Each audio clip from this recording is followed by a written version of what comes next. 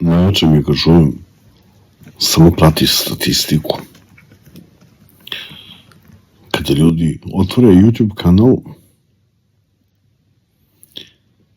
i pomisle ovo će da bude odličan priliv para, sekundarni. Uopšte to nije jednostavno. Kogod misli da će na društvenim mrežama da na brzinu digne pare, bukvalno pojma nema. Imanite me ovih raznoraznih gura, nema ker zašto da ih ujede sa njihovim pričama. Sad je pravo vreme. Svi danas mogu da zarade na društvenim mrežama.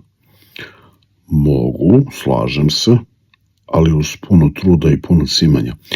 Kapirate da vi zapravo moljakate ljude, i ja uključujući tu s vama, da gledaju vaš kontent, znači random, nepoznati ljudi. Treba da ulože svoje vreme da bi pogledali nešto što ste vi okačili i što ih vrlo verovatno ne zanima uopšte.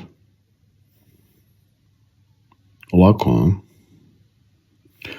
Pa i nije. Moraš malo da imaš i sreće, ali najbitnije je da učiš. Da se vraćamo na ono, samo prati statistike. To kad čujem, posebno mi se kenja od toga iz prostog razloga, zato što 90% ljudi ne zna ni šta treba da gleda. Oni tu kao nešto gledaju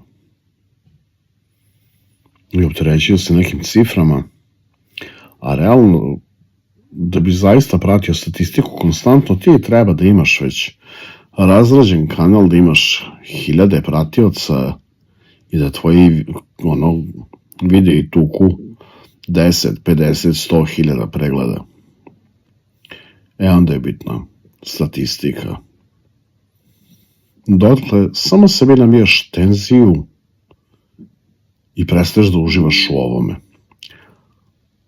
Ako ti je cimanje da snimaš, da edituješ, da kačiš, onda nemoj ni počinjati da radiš ovo. Eto, to sam teo da kažem.